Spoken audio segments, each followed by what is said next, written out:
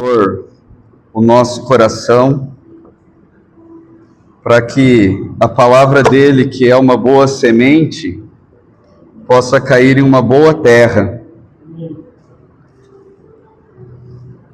Vamos pedir para o Senhor guardar a nossa atenção na palavra, nesse tempo de comunhão, e meditar no que nós estamos lendo, amém?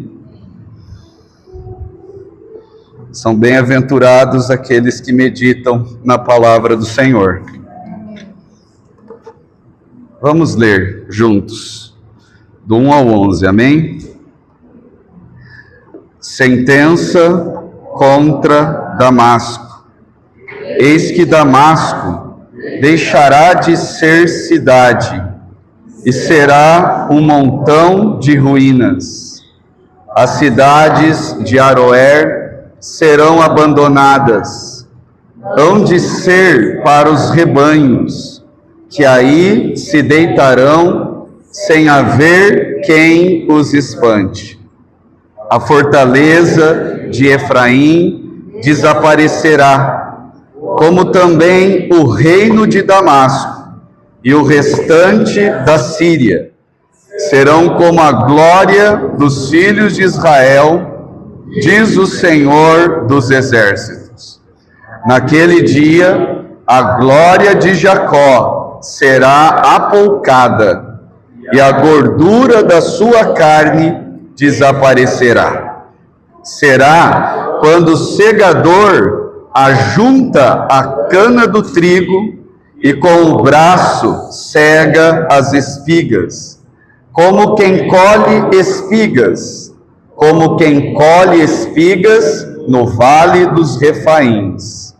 Mas ainda ficarão alguns rabiscos, como no sacudir da oliveira, 2 ou 3 azeitonas na ponta do ramo mais alto, e 4 ou 5 nos ramos mais exteriores de uma árvore frutífera, diz o Senhor, Deus de Israel. Naquele dia, olhará o homem para o seu Criador, e os seus olhos atentarão para o Santo de Israel, e não olhará para os altares, obra das suas mãos, e nem atentará para o que fizeram os seus dedos, e nem para os postes ídolos, e nem para os altares do incenso. Naquele dia serão as suas cidades fortes como os lugares abandonados no bosque, ou sobre o cimo das montanhas, os quais outrora foram abandonados ante os filhos de Israel, e haverá assolação, porquanto te esqueceste do Deus da tua salvação, e não te lembraste da rocha da tua fortaleza.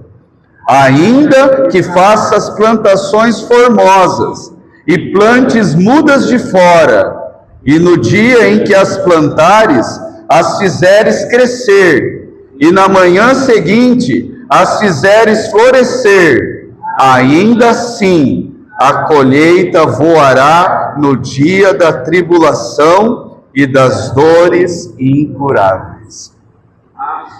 Vamos orar uma vez mais, irmãos, pedindo para o Senhor entendimento. Senhor, rogamos a Ti para que o Senhor nos explique essa porção, para que o Senhor nos dê entendimento espiritual, para que o Senhor nos ajude a considerar, sim, a história de Israel, a história da Síria, a história de Judá, mas que ao olharmos para a história deles, o Senhor possa lançar luz na nossa própria história. Verdade, Senhor. Que o Senhor possa lançar luz na nossa própria vida. Que o Senhor possa lançar luz nesta assembleia. Senhor, nós pedimos a Ti pertence toda a sabedoria. Que o Senhor possa nos enriquecer, que o Senhor possa nos dar sabedoria, entendimento. Ó Senhor, e que o Senhor possa também nos ajudar a praticar a Sua palavra. Nós não queremos ser aqueles que apenas guardam a Sua palavra na mente, mas queremos guardar a Sua palavra também no nosso coração. E queremos, Senhor, ser obedientes ao Teu falar e praticantes da Tua palavra, semelhantes àqueles que edificam a casa sobre a rocha, certos de que se vier o vento, de que se transbordarem os rios, se der com ímpeto contra a casa, ela não cairá, porque foi edificada sobre a rocha. E o Senhor falou que esse é aquele que ouve e pratica a Sua palavra. Senhor, eu também rogo a Ti, para que o Senhor possa nos fazer vencedores. Senhor, eu quero ser um vencedor. Que o Senhor possa nos ter entre aqueles que, ao ouvir aquilo que o Espírito fala à igreja, medita, guarda no coração, responde, reage, ao ouvir os seus apelos ao arrependimento. Ah, Senhor, que o Senhor possa nos conduzir assim, Senhor.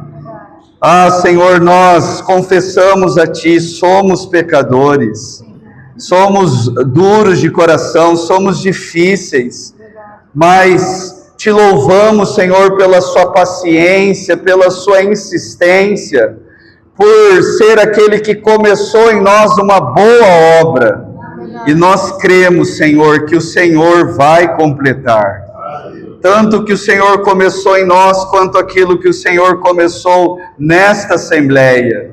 O Senhor é aquele que disse: edificarei a minha igreja, e as portas do inferno não prevalecerão contra ela.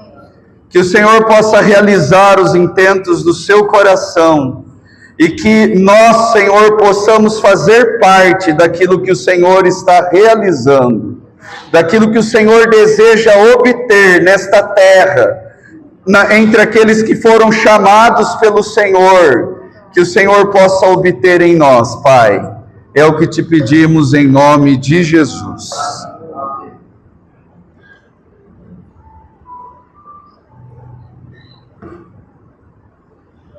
Amados, no nosso estudo sobre o livro de Isaías, chegamos ao capítulo 17.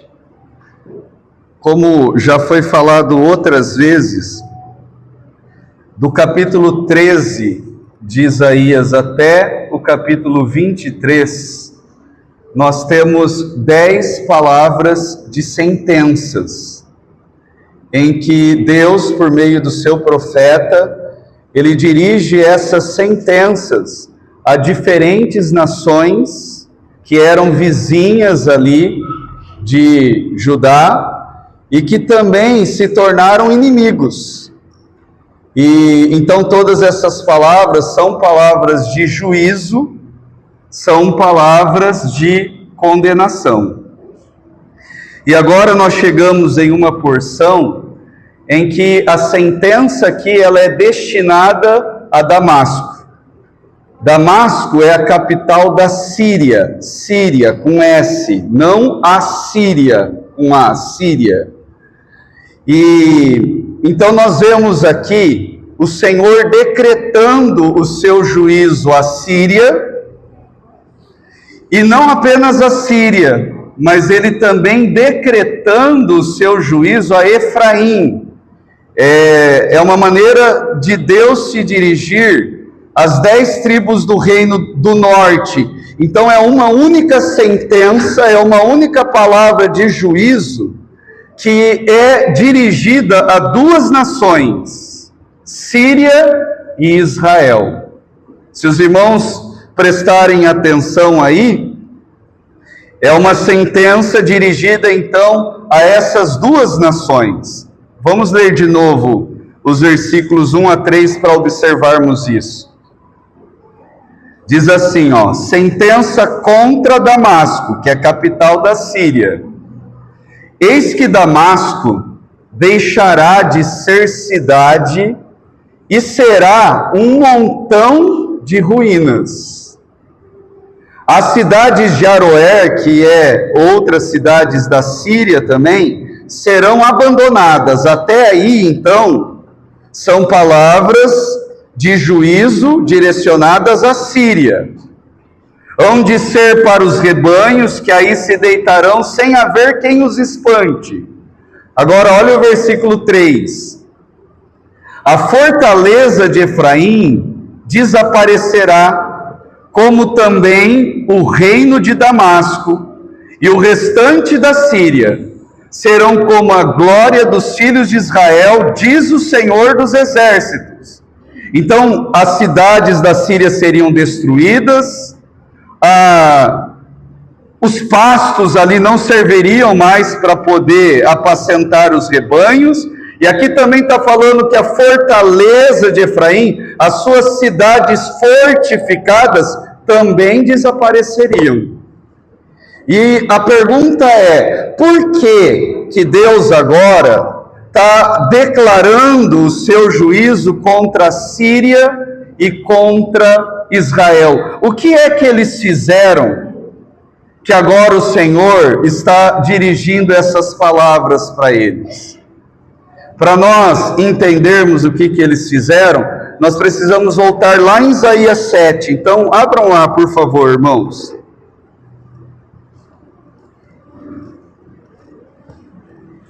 Por que Deus está dizendo que ia fazer isso com as cidades dessas duas nações? Iria destruir. Isaías 7, versículos 1 a 3, diz assim, na verdade 1 e 2 só.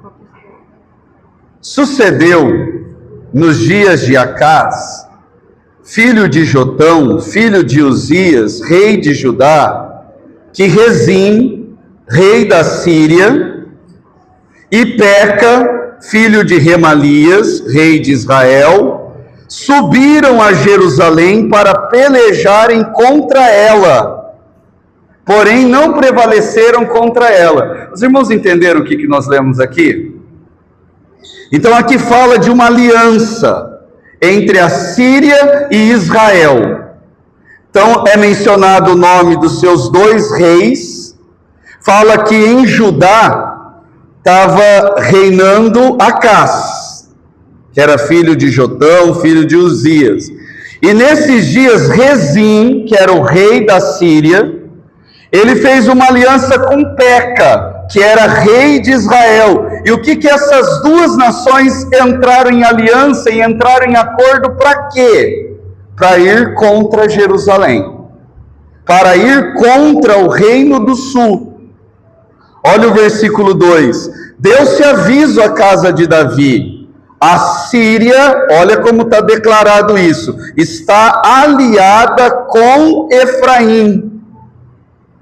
E daí vai falar que o Acaz, que era o rei de Judá, ficou agitado no coração dele, e o povo também, eles ficaram morrendo de medo. Nós já estudamos esse texto aqui antes. Então isso aconteceu, a Síria entrou em aliança com Israel para se voltarem contra Judá. E o que precisa chamar a nossa atenção, irmãos, é que Deus não gostou disso. Deus, ele não aprovou isso. E por que não aprovou? Porque a aliança que eles fizeram, o acordo que eles fizeram, foi uma aliança em que eles excluíram o Senhor. É dito aqui que eles consultaram o Senhor? É dito aqui que eles buscaram o Senhor para poder fazer essa aliança e ir contra Jerusalém? É dito aqui que eles oraram perguntando para Deus se podiam subir contra Judá? Os irmãos percebem que essa aliança é uma aliança sem o Senhor. E agora, em Isaías 17, nós vemos o resultado, irmãos, guardem isso. Nós vemos o resultado de toda aliança em que Deus é deixado de fora. O resultado de toda aliança em que o Senhor é excluído, é deixado de fora, ouçam, irmãos, é sempre ruína, é sempre desolação. Eu creio, irmãos, que aqui nós já podemos aplicar algo para nós. É claro, irmãos, que nós temos aqui um princípio. Esse princípio se aplica a Israel, esse princípio ele se aplica à igreja, mas esse princípio ele também se aplica a cada um de nós como indivíduos. Toda aliança que nós deixamos o Senhor de fora, termina bem? Nunca termina bem. Jovens, quero me dirigir a vocês. Guardem essas palavras no coração. Tenham temor de iniciar um relacionamento sem o Senhor. Tenham temor de iniciar um relacionamento sem buscar o Senhor. E é claro, irmãos, isso não é só para os jovens. Todos nós precisamos ter temor de iniciar qualquer relação, seja com pessoas ou com coisas, qualquer aliança em que nós deixamos o Senhor de fora, em que nós não buscamos saber se aquilo é vontade do Senhor, em que nós não buscamos a confirmação do Senhor. Irmãos, não existe nenhuma aliança em que o Senhor é excluído que possa terminar bem. Sempre termina em ruína. Às vezes nós já começamos sem o Senhor. E agora, se eu já comecei sem o Senhor, o que fazer? Se volta para o Senhor. Inclua o Senhor. Busque o Senhor enquanto ainda há tempo. É claro que isso se aplica a muitas coisas, irmãos. Não é só relacionamento. Por exemplo, trabalho. Quando nós vamos buscar um lugar para trabalhar, não é feito ali um contrato de trabalho? Isso é ou não é uma aliança? Ore ao Senhor por isso.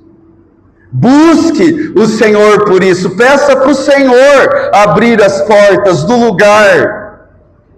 Quando você quer começar um negócio, ainda que você seja autônomo, quando você quer fazer negócios, busque o Senhor para cada negócio, para cada serviço. Tenha temor de iniciar serviços sem consultar o Senhor, deixando o Senhor de fora. Quando vamos procurar um lugar para morar, não é feito um contrato? Ou de aluguel, ou para comprar, né? Você vai comprar uma casa também. Nos bancos você faz ali um contrato, não é isso? De compra de imóvel. Amados irmãos, busquemos o Senhor para isso. Quando vier ao nosso coração a ideia de mudar de cidade, não podemos excluir o Senhor dessas decisões. Não podemos deixar o Senhor de fora de qualquer decisão que seja. Porque excluir o Senhor de alianças, não consultar o Senhor, não buscar o Senhor, irmãos, guardem isso, sempre termina em ruína, sempre termina em desolação. Isso também se aplica a começar, por exemplo, um curso, começar uma faculdade. Não são decisões pequenas. Estou pensando em fazer um curso técnico, um curso profissionalizante, dura 1 ano. Estou pensando em fazer um mestrado, dura 2 anos. Estou pensando em fazer uma faculdade, dura 4 anos, 5 anos. Antes de começar, busque o Senhor. Busque a direção do Senhor. Queira saber a aprovação do Senhor, se o Senhor quer para você isso mesmo ou não. Quer. O erro da Síria e o erro de Israel é que eles iniciaram algo sem Deus. E na Assembleia mesmo, isso tudo é de dar temor, mas tudo que nós fazemos, eu acho que aí os presbíteros têm uma responsabilidade maior. Tudo que começamos precisa ser orado. Por exemplo, nós falamos recentemente de um convite para alguém vir compartilhar e de termos convidado os irmãos de Santo Antônio de Posse para vir aqui. Precisa ser orado. Eu não sei quanto a vocês, mas já faz anos, posso dizer isso, anos, que está na minha lista de oração, comunhão com outras assembleias. Diariamente eu tenho orado para o Senhor, Senhor, nos conduza no que diz respeito à comunhão com outras assembleias. E se for da sua vontade, permita, nos leve a isso. Se não for da sua vontade, nos afasta disso. E as coisas vão acontecendo. Tem coisas que a gente vê, não vê como resposta de oração? Os irmãos sabem do que eu estou falando. Então são coisas que a gente precisa incluir o Senhor. Eu creio que todos nós podemos enxergar exemplos disso, irmãos, do que é começado sem o Senhor. Eu não me eximo aqui, essa palavra que eu estou falando para os irmãos é para mim também. Tem coisas que eu já fiz sem consultar o Senhor, os irmãos sabem disso. E o resultado é sempre ruim ou não é, irmãos? A gente fazer coisas, agir por impulsos, sem ter consultado o Senhor, sem ter buscado o Senhor, o resultado é sempre ruim. Nós não podemos deixar o Senhor de fora, em nada que nós começamos, em nenhuma aliança. E é tão bom quando nós dependemos do Senhor. E é tão bom quando nós buscamos o Senhor. E é tão bom quando nós vemos as mãos do Senhor. É tão bom quando nós enxergamos em algo a resposta do Senhor. Quem já teve experiência disso? Levanta a mão, por favor. Não é maravilhoso isso? Quando você sente que o Senhor está feliz com a sua decisão? Quando você sente que aquilo que você está fazendo, se submetendo ao Senhor, é algo que o Senhor aprova, é algo que o Senhor traz o selo dele de aprovação, em que você vê o Senhor conduzindo as coisas, ou fechando portas, ou abrindo portas. Vou dar mais um exemplo. Os irmãos lembram que eu falei sobre oração recentemente, né? E eu estava falando do meu irmão, de como ele estava orando para conseguir um lugar para trabalhar. E daí ele tinha feito uma entrevista em um lugar aqui em Rio Claro, chamaram ele. Só que o salário não era suficiente, né? Não era bom.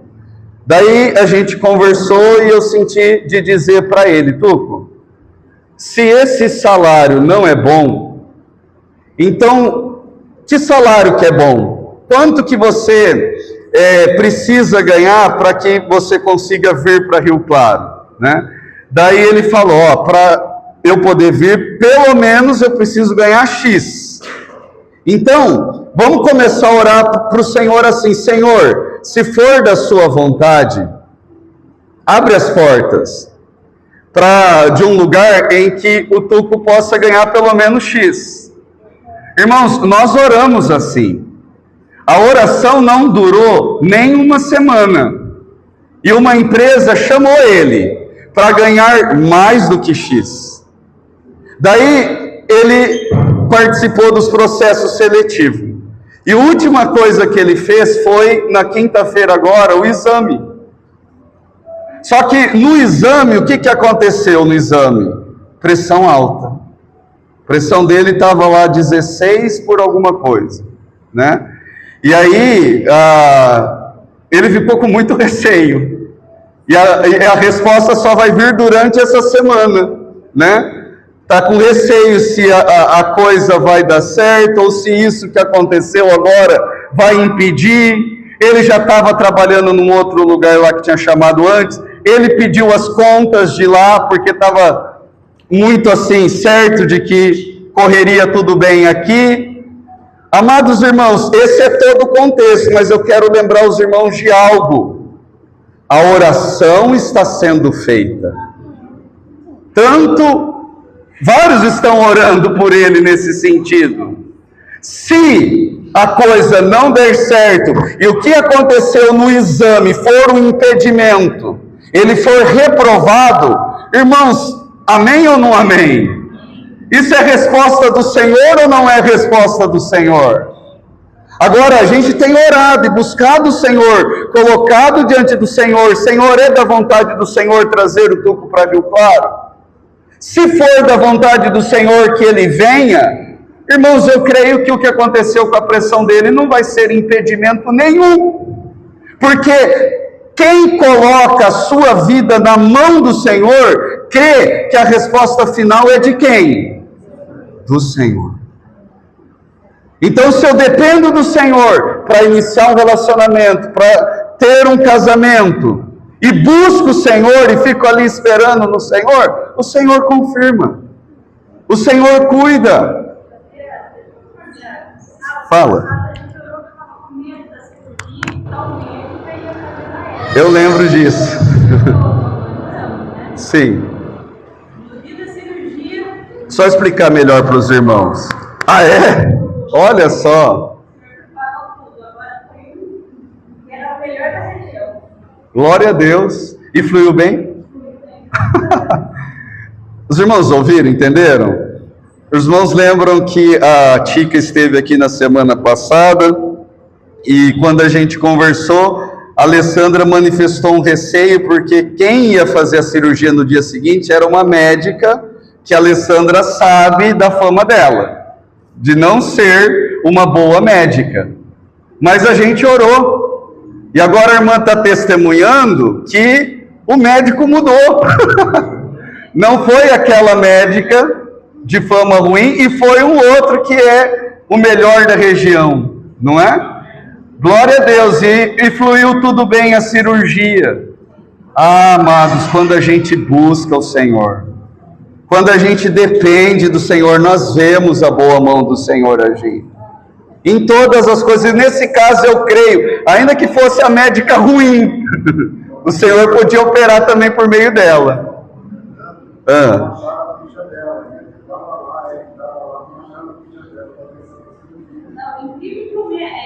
Não conseguiram encontrar ela no hospital. Sei. Para ser operada com aquela médica. Ela falou, olha, manda chamar. Daí, a Ellen não foi achada? Não acharam a Ellen. Olha. Daí ela falou, então eu fui de fora. Daí o outro e acharam a Ellen. Aleluia. Glória a Deus. Incrível. Eu creio que essas coisas acontecem na vida daqueles que buscam o Senhor, irmãos, e daqueles que dependem dEle. Voltando aqui para a situação, para o texto que nós estamos considerando, então, por conta dessa aliança sem o Senhor declara o seu juízo contra essas duas nações. E olha o que diz ali no final do versículo 3. Diz o Senhor dos exércitos. Quem declarou que aquelas duas nações seriam abandonadas e seriam destruídas foi o Senhor dos exércitos. Todos os exércitos estão nas mãos do Senhor. Ele é soberano sobre tudo. E quando ele decreta, quando ele declara que algo vai ser assim, vai ser. E aí, avançando agora, É maravilhoso nós vermos isso. O André já compartilhou algo conosco nesse sentido, porque agora o Senhor ele está dizendo que o juízo dele vai vir, e veio. O que aconteceu? A Assíria veio, e a Assíria cumpriu essa profecia, tanto destruindo Israel, quanto a Síria, com S. Isso se cumpriu por meio da Assíria. Mas olha só o versículo 4 a 6, o que diz? Diz assim, ó: naquele dia, a glória de Jacó será apoucada, a gordura da sua carne desaparecerá. Falar aqui da gordura, está falando aqui da prosperidade, da abundância que Israel tinha. Isso ia desaparecer. Versículo 5: será quando o segador ajunta a cana do trigo e com o braço cega as espigas, como quem colhe espigas no vale dos Refaíns. Eu entendo pouco de agricultura, alguns irmãos talvez aqui vivenciaram isso melhor do que eu e vão entender melhor do que eu, mas um campo, depois que passa a colheita, como é que fica ali a aparência? Tudo amassado, tudo parece destruído. Então é isso aqui que o Senhor está dizendo que ia acontecer. Mas olha o versículo 6, o versículo 6 diz assim, ó: mas ainda ficarão alguns rabiscos, como no sacudir da oliveira, 2 ou 3 azeitonas na ponta do ramo mais alto, 4 ou 5 nos ramos mais exteriores de uma árvore frutífera, diz o Senhor Deus de Israel. Os irmãos entendem aqui o que está acontecendo? O juízo viria, mas esse juízo não seria para destruição total. O Senhor ainda prevaleceria um remanescente. E por que esse remanescente seria preservado? Nós vamos entender daqui a pouco. Porque esse remanescente se converteria ao Senhor. Eles se voltariam ao Senhor, eles voltariam os olhos para o Criador, para o Santo de Israel, e eles se arrependeriam. Então a disciplina aqui que viria, o sofrimento aqui que viria, não era para destruição, era uma disciplina para conduzir ao arrependimento. Amados irmãos, e mais uma vez nós temos aqui algo que acontece tanto com Israel, acontece com a igreja e também acontece com indivíduos. Às vezes o Senhor permite sofrimentos na nossa vida. E para que servem esses sofrimentos? Para nós voltarmos os nossos olhos para o Senhor. Tem coisa que só resolve assim. O Senhor permite. E nisso, irmãos, nós também vemos o amor de Deus. Por exemplo, né, Fernanda, me permita dizer isso, né? Mas o que aconteceu com o Vitor, de ter se acidentado com a moto, irmãos, a 100 km por hora, batendo na traseira de um carro, numa rodovia.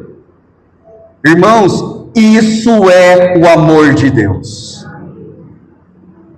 Tem coisas que a gente não entende, mas quando o Senhor começa a dar um pouco de entendimento, a gente vê, até mesmo nessas situações, o amor do Senhor. Para quê? Para fazer voltar os olhos para Deus, para o Criador, para nos fazer voltar para o Senhor. Eu vejo nesse remanescente também algo dos vencedores. Aqui o Senhor está falando que ia poupar esse remanescente, e nós vamos ver que eles são aqueles que voltariam os olhos para o Senhor em arrependimento. E isso me faz lembrar, irmãos, de Apocalipse, daquelas cartas às igrejas da Ásia. E ali, em todas aquelas cartas, irmãos, o Espírito ele diz coisas às igrejas, e na maioria daquelas cartas tem um chamamento a quê? Ao arrependimento. E o Senhor falando, aquele que tem ouvido, ouça o que o Espírito diz às igrejas. E o Senhor, na maioria daquelas igrejas, existe um apelo ao arrependimento. A minha pergunta é, quando a gente olha para a história da igreja, de Éfeso, de Esmirna, de Pérgamo, de Tiatira, de Sardes, de Laodiceia, são todos que reagem ao apelo? São todos que ouvem esse chamamento? Irmãos, certamente não.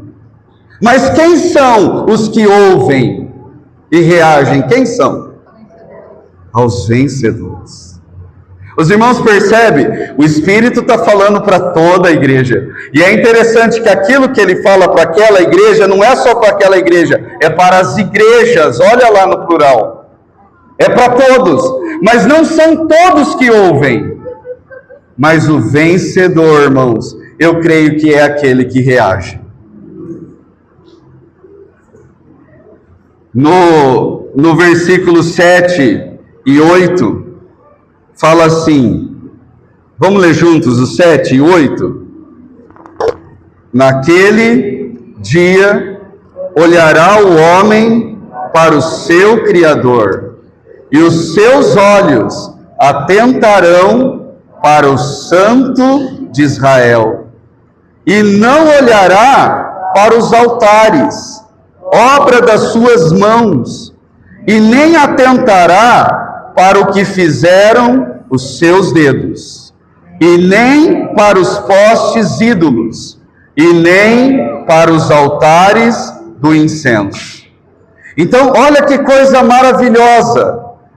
Depois daquilo que aconteceu, então fala que o homem, ele olharia para quem? Para o seu Criador. Ele olharia para o Santo de Israel e deixaria de olhar para onde? Os irmãos entendem o que está falando no versículo 8? Do que está falando no versículo 8? Não olharia para os altares. Vai deixar de olhar para os altares, ó. Não olhará para os altares, para a obra das suas mãos, o que fizeram os seus dedos, os seus postes ídolos. Em outra palavra, os olhos deles estavam voltados para onde? Idolatria. Irmãos, o que é idolatria mesmo? O que é um ídolo? Não, os irmãos sabem. O que é um ídolo? Vai, Pedrão, o que é um ídolo? O que você responderia? O que é um ídolo? Amém. É isso aí, Pedrão, nota 10. É isso aí. Ídolo é tudo aquilo que a gente coloca no lugar de Deus. E olha que coisa maravilhosa, irmãos. O que aconteceu, aquele juízo, aquele sofrimento, ia fazer com que eles convertessem os seus olhos. Irmãos, como que pode, né? Os irmãos percebem que na nossa experiência muitas vezes é assim. Infelizmente, muitas vezes o Senhor precisa pesar a mão dele nas nossas vidas, para que a gente tire os nossos olhos de coisas que nós colocamos no lugar do Senhor e voltemos os nossos olhos para quem? Para o Criador, para o Santo de Israel. É claro, irmãos, que nós podemos ser mais responsivos. Precisamos esperar a coisa ficar em desolação e ruína, como aconteceu aqui, para voltarmos o nosso coração para o Senhor? Será que existe a possibilidade de nós respondermos ao amor do Senhor? Será que é possível, em dias de abundância, dias de paz, dias de tranquilidade, nós dispormos o nosso coração para buscar o Senhor? Ou nós vamos ter que esperar o dia da aflição para acontecer isso? Podemos, irmãos, sejam sinceros, sejam francos. Quem sente que está tudo bem? Assim, eu digo, profissionalmente falando, as coisas ali em casa relativamente está bem. Quem sente que está assim, bem? Então, aí, ó, você não tenha medo. Quem sente que está tendo um dia de paz, ou para você esse dia foi um dia de grande aflição? Nem todo dia é um dia de grande aflição. Mas, irmãos, nós vamos esperar um dia de grande aflição para dobrar o nosso joelho e buscar o Senhor? Ainda que hoje seja um dia de paz, busquemos ao Senhor. Invoquemos ao Senhor. Então, o sofrimento aqui ele tem um efeito pedagógico que destrói a idolatria e que restaura o olhar do homem para Deus. O irmão Gouveia diz assim: nada cura a idolatria tão profundamente quanto a falência completa daquilo que o homem confiou. Ah, irmãos, isso é tão bom. Vou dar um exemplo que parece bobo aqui, tá bom? Mas eu sei que para muitos futebol se torna um ídolo, um time se torna um ídolo, certo? No passado, isso foi um ídolo na minha vida, hoje sinto que não é mais. Mas no passado eu era um São Paulino assim, na minha adolescência, roxo, que se alegrava e que se irritava com as vitórias e os tropeços de São Paulo. Mas, graças ao Senhor, há muito tempo, o São Paulo está uma ruína. E é até bom que essas coisas aconteçam, porque você vê que não dá para pôr a sua confiança nisso. E quem está colocando a confiança no Palmeiras vai ver se não vai ruir também. E quem está colocando a confiança no Flamengo vai ver se não vai ruir também. O único que é uma rocha firme e de fortaleza é o Senhor, irmãos. O único que permanece invicto, em que nós podemos depositar todo o nosso coração, é o Senhor. Nada cura a idolatria tão profundamente quanto a falência completa daquilo que o homem confiou. E daí no versículo 9, para encerrar, a gente tem o motivo do juízo. Por que que o juízo veio? Olha o versículo 9. Fala assim, o 9 e o 10. Na verdade, o grande motivo está no 10, mas diz assim: naquele dia, o 9, serão as suas cidades fortes, como os lugares abandonados no bosque, ou sobre o cimo das montanhas, os quais outrora foram abandonados ante os filhos de Israel, e haverá assolação. Eu não sei se você entendeu esse versículo, mas olha o que o Senhor está dizendo aqui, Naquele dia, o que vai acontecer com as suas cidades é a mesma coisa que eu fiz com as cidades dos seus inimigos, quando vocês saíram do Egito e entraram em Canaã. Os irmãos lembram o que é que o Senhor fez com aquelas cidades? O que o Senhor fez com Jericó? O que o Senhor fez depois que o povo de Israel se remendou com Ai? O que o Senhor fez com a antiga Jerusalém? O Senhor não entregou todas aquelas cidades nas mãos deles. Só que agora o Senhor está falando: aquilo que eu fiz com aquelas cidades, eu vou fazer com vocês. E por que agora o Senhor tem que fazer com eles isso? Olha o versículo 10. Porquanto, olha o que está aí, te esqueceste do quê? Do Deus da tua salvação, e não te lembraste da rocha da tua fortaleza. Amados irmãos, quem é o Senhor? Ele é o Deus da minha salvação. Quem é o Senhor? Ele é o Deus da nossa salvação. Ele nos salvou. Da mesma forma que o Senhor tirou o povo de Israel do Egito, o Senhor também salvou a cada um de nós, nos tirando de uma condição anterior que nós estávamos sem Deus e perdidos nesse mundo. Ele é ou não é o Deus da nossa salvação? E mais que isso, irmãos, Ele é o Deus da minha salvação. E quem é o Senhor também aqui? Aqui ele diz que ele é a rocha da nossa fortaleza. O que isso significa? Ele ser a nossa rocha. É que nele nós temos firmeza. Nele nós temos estabilidade. Ele é o nosso protetor. Ele é aquele que nos dá segurança. Ele é a rocha da nossa fortaleza, irmãos. No Senhor nós temos abrigo. O Senhor cuida de nós.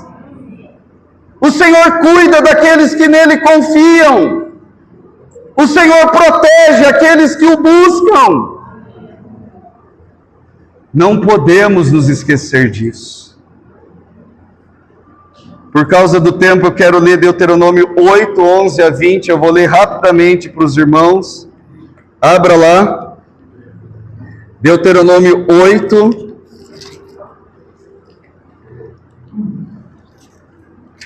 A palavra esquecer ali significa ignorar. Deuteronômio 8, do 11 ao 20, fala assim, ó. Chegaram lá? Vou ler rápido, tá, irmãos?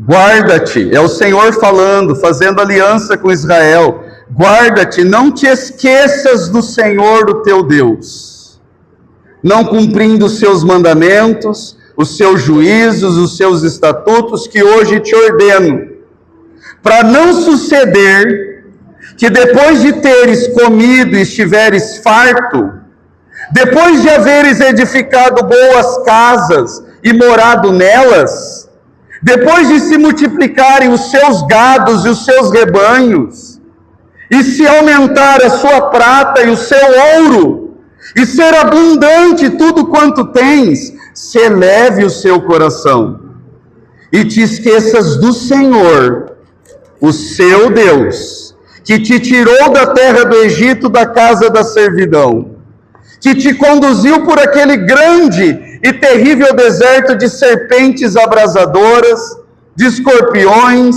de secura em que não havia água, te fez sair água da pederneira, que no deserto te sustentou com maná, que teus pais não conheciam, para te humilhar, para te provar e afinal te fazer bem. Não digas, pois, no teu coração, a minha força e o poder do meu braço me adquiriram estas riquezas. Antes te lembrarás do Senhor, o teu Deus, porque é Ele o que te dá força para adquirires riquezas, para confirmar a sua aliança que sob juramento prometeu a teus pais, como hoje se vê.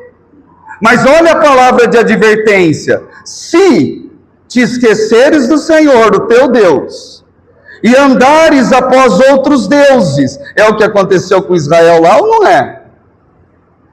E os servires, e os adorares, protesto hoje, contra vós outros que pereceis. Como as nações que o Senhor destruiu de diante de vós, assim, é o que a gente acabou de ler lá, assim perecereis, porquanto não quiseste obedecer à voz do Senhor, o vosso Deus. Amados irmãos, e para encerrar, volta lá em Isaías capítulo 17. Amém? Isaías 17. Para encerrar, depois do Senhor ter dito que o que aconteceu foi por esse motivo, olha como que termina aqui. O versículo 10, segunda parte, diz assim, ó: ainda que faças plantações formosas e plantes mudas de fora, no dia em que as plantares, as fizeres crescer, e na manhã seguinte as fizeres florescer, ainda assim a colheita voará no dia da tribulação e das dores incuráveis. Essa porção que nós estamos considerando termina desse jeito. o Senhor alertando eles a respeito de uma prosperidade enganosa. Ainda que vocês plantem, e a coisa cresça, e produza flor, e produza fruto, isso não vai adiantar nada quando chegar o dia da aflição, o dia incurável. Irmãos, existe uma coisa muito perigosa, que é a prosperidade sem Deus. Amados, ouçam isso. Você olha para as coisas, parece que tudo está caminhando bem. E aí, você vai andando sem Deus, e as coisas parecem que está aparecendo tudo bem, está tudo caminhando bem, profissionalmente, está ganhando dinheiro, e vai dando uma confiança, não preciso nem orar, não preciso de Deus. Que perigo! É uma prosperidade enganosa em que a gente vai vivendo sem Deus. Olívia, você separou o vídeo? Vamos ver um vídeo. Paulo, você apaga lá para nós? Eu acho que os irmãos conhecem. Espera um pouquinho para soltar, Lívia. É aquela cena do filme Deus Não Está Morto, em que um filho soberbo, mundano, próspero, conversa com a mãe, que era cristã, temente a Deus, e que agora a mãe está demente. Os irmãos lembram dessa cena ou não? Então, vamos lembrar o que acontece nessa cena. Pode soltar ali.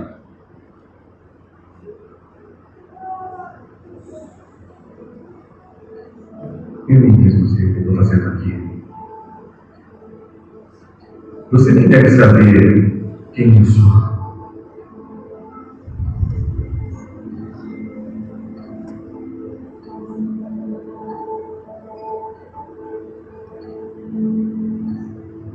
Você orar e acreditar. Isso na sua vida toda.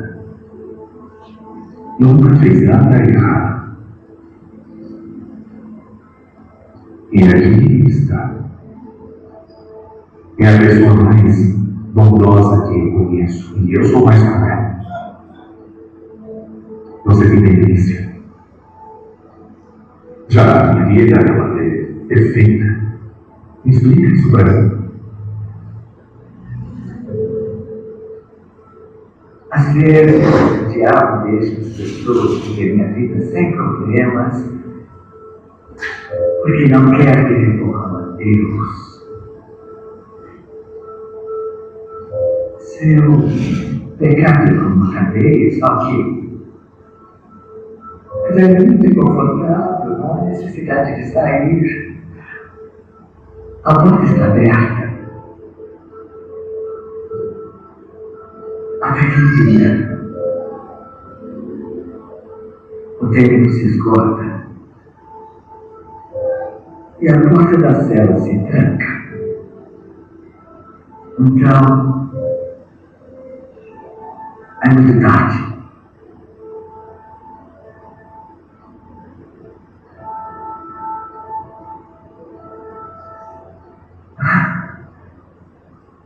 Quem você disse que é?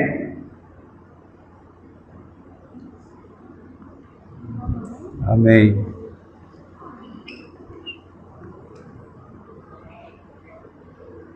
Os irmãos lembram dessa cena, irmãos? Não.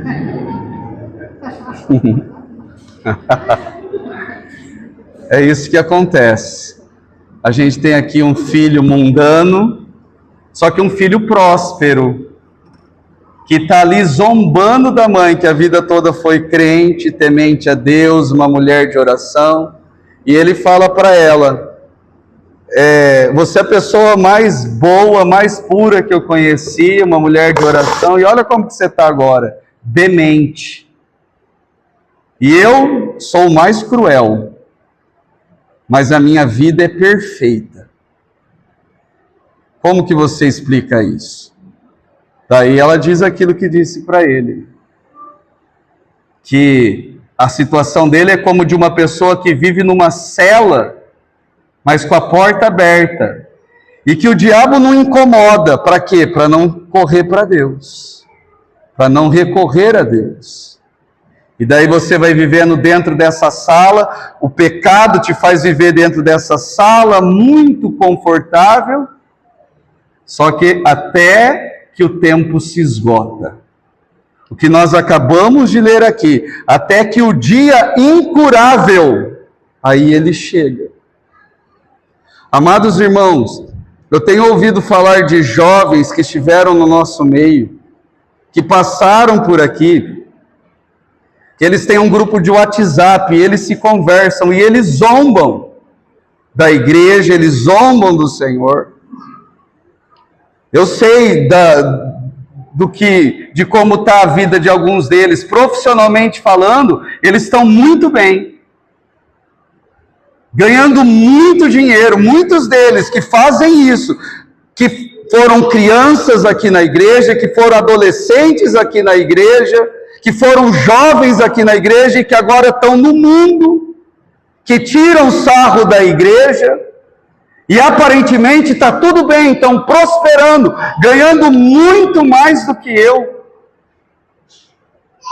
ganhando muito mais do que a maioria aqui. Mas o diabo deixa. Até que chega o dia que vai acontecer o que com essa cela? A porta vai fechar.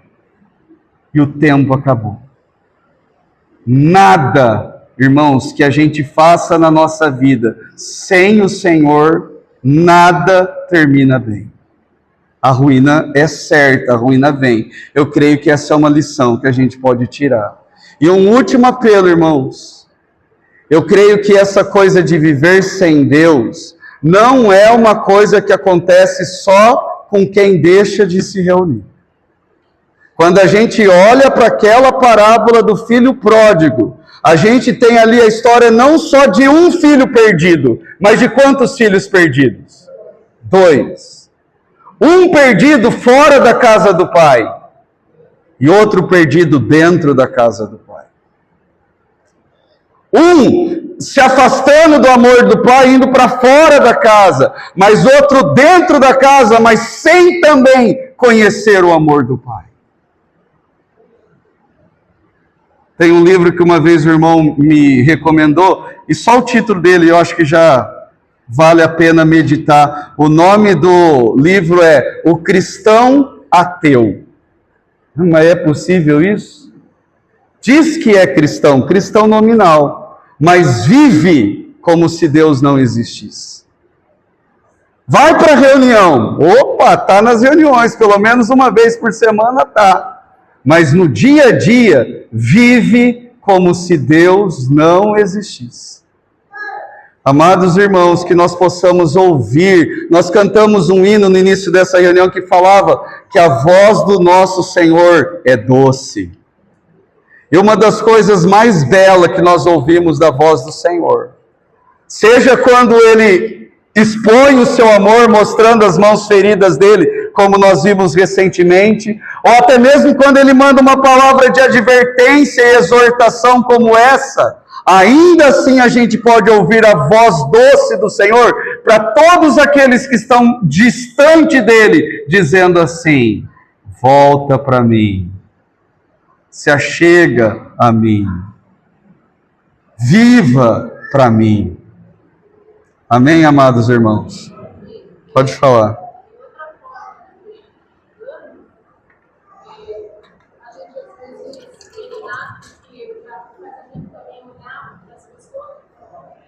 É. E olhar para nós. Eu falo porque eu decidi. Foi intenção. Mas eu sou aqui do lado, assim, fica todo, né? E buscou no Senhor. E aí você olha para o outro lado, não está me olhando bem, não tem problema nenhum. Sim. E não busca o Senhor. E essa é a resposta. É verdade. O Senhor faz isso. Amém.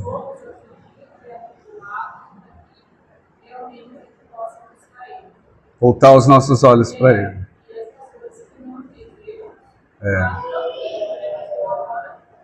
Isso que você falou, e na Bíblia tem uns 3 exemplos disso. De pessoas que ficaram se comparando, né, com o perverso. O salmista passou por isso.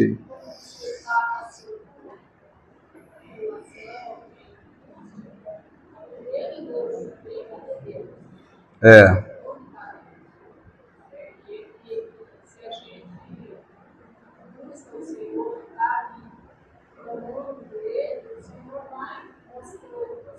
Amém.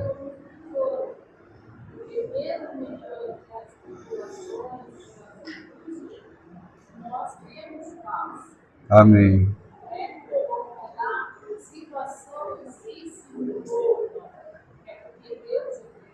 Amém. Aleluia. Verdade. Glória ao Senhor. Vamos orar, irmãos.